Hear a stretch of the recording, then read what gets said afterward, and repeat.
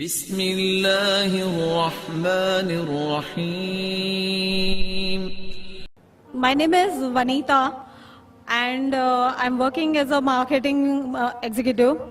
مجھے سے پوچھنا تھا کہ میں نے سنا ہے one of my Muslim friends سے کہ after death سارے مسلمز جو ہے وہ heaven میں جاتے ہیں and whoever is non-Muslim will go to hell. So I wanted a clarification on this point کہ ہر ایک کی آفٹر ڈیتھ جو ڈیسائیڈ ہوتا ہے وہ اپنے کرم پر ہوتا ہے. تو مجھے اس بات کے اوپر کلیریفیکیشن چاہیے تھے کہ why all Muslim will go to heaven and non Muslim will go to hell. If at all we do good deeds, like if non-Muslim also does good deeds, why they will go to hell? بہن نے اچھا سوال پوچھا ہے کہ ان کی ایک سہیلی نے کہا کہ مسلمان آخرت میں جنت میں جائیں گے، غیر مسلم دوزخ میں جائیں گے. مسلم مطلب وہ جو امن حاصل کرتا ہے، اللہ سبحانہ و تعالیٰ کے احکامات کے مطابق چلتا ہے، قرآن اور صحیح حدیث پہ عمل کرتا ہے، اسے کہتے ہیں صحیح مسلم. یہ بالکل صحیح ہے کہ جو عملی طور پہ صحیح مسلمان ہے وہ انشاءاللہ جنت میں جائے گا. لیکن آپ کا سوال تھا کہ جو غیر مسلم اچھے اعمال کرتے ہیں وہ کیوں نہیں جنت میں جائیں گے؟ بہن، جنت میں جانے کے لیے 4 شرائط ہے. جب میں میرا 10th اسٹینڈرڈ پاس کیا، میں سینٹ پیٹرز اسکول سے فارغ ہوں، جب میں ICSE میں تھا 10ویں میں، میرے ایگزامینیشن میں 6 کمپلسری سبجیکٹس تھے: English, mathematics, science, geography, history, Hindi. 6 subjects compulsory. 6 subjects میں پاس ہونا کمپلسری ہے. اسی طریقے سے انسان کو جنت میں جانے کے لیے 4 شرائط ہے.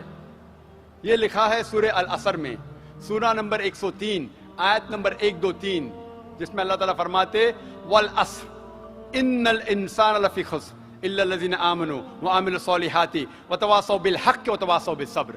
اللہ سبحانہ و تعالیٰ قسم کھا رہے ہے وقت کی، عصر کی، بے شک انسان خسارے میں ہے. صرف وہ لوگ جو 4 چیز میں سفلتا پاتے ہیں وہ لوگ خسارے میں نہیں ہیں. اور یہ 4 چیزیں ایمان، عمل صالحات، وتواصوا بالحق، وتواصوا بالصبر. جس طریقے سے مجھے 10th اسٹینڈرڈ پاس کرنے کے لیے 6 سبجیکٹس میں پاس ہونا کمپلسری ہے، مثال کے طور پہ اگر مجھے mathematics, English, history, geography, science میں 99% مارکس ملتے ہیں، 99%، اور ہندی میں صرف مجھے 10% ملتے ہیں، اینڈ پاسنگ مارکس از 40%. پاس ہونے کے لیے 40 مارکس کی ضرورت ہے. اگر ایک سبجیکٹ میں، ہندی میں مجھے 10% مارکس ملتے ہیں اور باقی 5 سبجیکٹ میں 99% مارکس ملتے ہیں، کیا میں 10th اسٹینڈرڈ پاس کروں گا کہ نہیں؟ بہن، میں آپ سے پوچھنا چاہتا ہوں، کیا میں 10th اسٹینڈرڈ میں سفلتا پاؤں گا کہ نہیں؟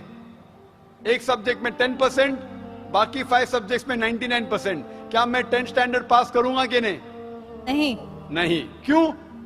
کیونکہ مجھے ہندی میں 10% مارکس ملے، بھلے 99 ملے باقی 5 سبجیکٹ میں، ہندی میں 10 فیل. اسی طریقے سے جنت میں جانے کے لیے سورہ العصر کے حساب سے 4 چیزیں ضروری ہے: ایمان، عمل صالحات، نیک اعمال جو آپ کہہ رہے، وتواصوا بالحق، لوگوں کو حق کی طرف بلانا، وتواصوا بالصبر، لوگوں کو صبر کی طرف بلانا. 4 چیزیں ضروری ہے. ایک بھی چیز اگر ان 4 میں سے مسنگ ہے، موجود نہیں ہے، اگر آپ ایک بھی چیز میں فیل ہوتے ہیں تو آپ جنت میں نہیں جا سکتے.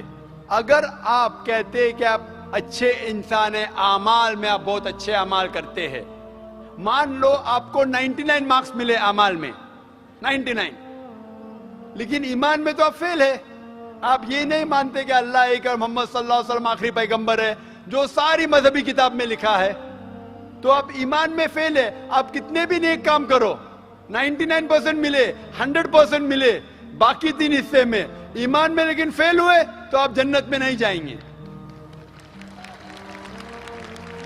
اسی طریقے سے اگر کوئی انسان نام کا مسلمان ہے، اچھے اعمال نہیں کرتا ہے، نیک اعمال نہیں کرتا ہے، وتواصوا بالحق، دعوت نہیں دیتا ہے لوگ کو، حق کے راہ پہ نہیں بلاتا ہے یا لوگ کو صبر کی طرف نہیں بلاتا ہے, صرف نام کا مسلمان ہے, محمد, سلطان, ذاکر, عبداللہ, تو وہ جنت میں نہیں جائے گا. اسے جنت میں جانے کے لیے ایمان, عمل صالحات, وتواصوا بالحق وتواصوا بالصبر, چاروں چیز کی ضرورت ہے. اسی لیے آپ اعمال کتنے بھی اچھے ہیں, اگر ایمان نہیں ہے کہ اللہ ایک ہے اور اللہ کے علاوہ کسی کی عبادت نہیں کرنا چاہیے, اور ایمان نہیں ہے کہ محمد صلی اللہ علیہ وسلم آخری پیغمبر ہے, تو آپ جنت میں کبھی بھی نہیں جائیں گے. بہن, کیا آپ میرے جواب سے سہمت ہے؟ Yes. Thank you for clarifying the point. You're most welcome. جی بھائی, مائک نمبر 1 سے اگر کوئی سوال ہو تو کریں. نمستے, میرا نام رمیش بھنڈارے ہے اور میں پروفیشن سے ٹیچر ہوں. تو میں نے سنا ہے کہ محمد پیغمبر جی نے چاند کی طرف انگلی دکھا کر چاند کے 2 ٹکڑے کیے ہیں, لیکن ابھی فی الحال انسان چاند پہ جا کر آ چکا ہے. تو یہ سائنٹیفکلی پروو ہو چکا ہے, یہ جاننا چاہتا ہوں میں. بھائی صاحب نے مجھے نمستے کہا.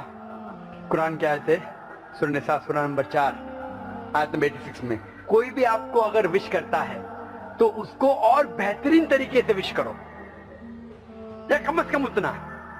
آپ نے کہا نمستے, میں آپ کو پھر سے نمستے نہیں کہہ سکتا ہوں. کیوں؟ نمستے کے معنی ہے کہ میں آپ کے آگے جھک رہا ہوں. ادم نممے مطلب آپ کے آگے جھک رہا ہوں. جھکنا صرف ہے ایشور کے سامنے. تو میں کہوں گا میرے آگے جھکنا حرام ہے, اس لیے میں کہوں گا السلام علیکم, آپ پہ سلامتی ہو. یہ سب سے بہترین طریقہ ہے. اسی لیے میں نمستے کا جواب نمستے, کیونکہ میں نمستے کے معنی جانتا ہوں. اکثر ہندو نمستے کے معنی جانتے بھی نہیں. نمستے آتا ہے ادم نممے سے. آپ میرے سب کچھ ہے, میں آپ کا سب کچھ نہیں ہوں. کچھ آپ کو ہدایت دے سکتا ہوں, ہدایت دینے والا اللہ سبحانہ و تعالیٰ. ہاں, تو اسی لیے میں نمستے کا جواب دوں گا السلام علیکم. اللہ کی سلامتی آپ پر ہو. آپ کا سوال تھا کہ محمد صلی اللہ علیہ وسلم چاند کے 2 ٹکڑے کر چکے ہیں, انسان چاند پہ جا چکا ہے, تو سائنٹیفکلی یہ ثابت ہوا کہ نہیں چاند کے 2 ٹکڑے ہوئے کہ نہیں. قرآن کی آیت شق القمر کی کئی حدیث ہے.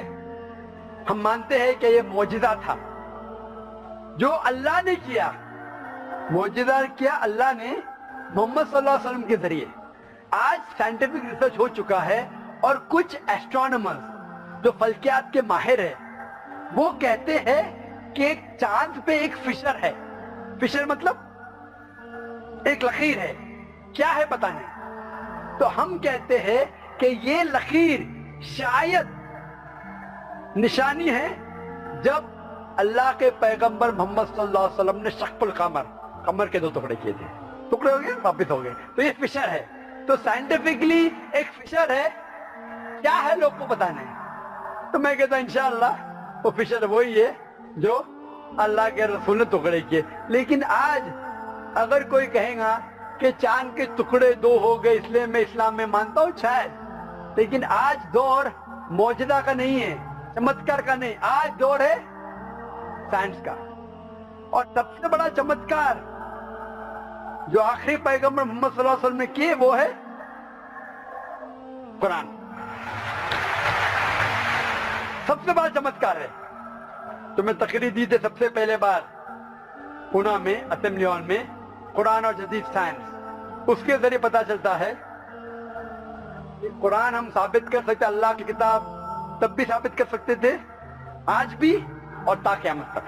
تو یہ مین چمتکار ہے. کوئی بھی انسان پڑھے گا, اگر آپ کو ادبی نے ترجمہ پڑھی ہے اور اگر صحیح نیت سے پڑھیں گے, آپ کو اللہ تعالیٰ ہدایت ضرور دے گا. ہدایت مطلب صحیح راستہ دکھانا. تو صحیح راستہ جو ہے وہ آخری کلام خدا کا, وہ قرآن شریف. hope that answers the question.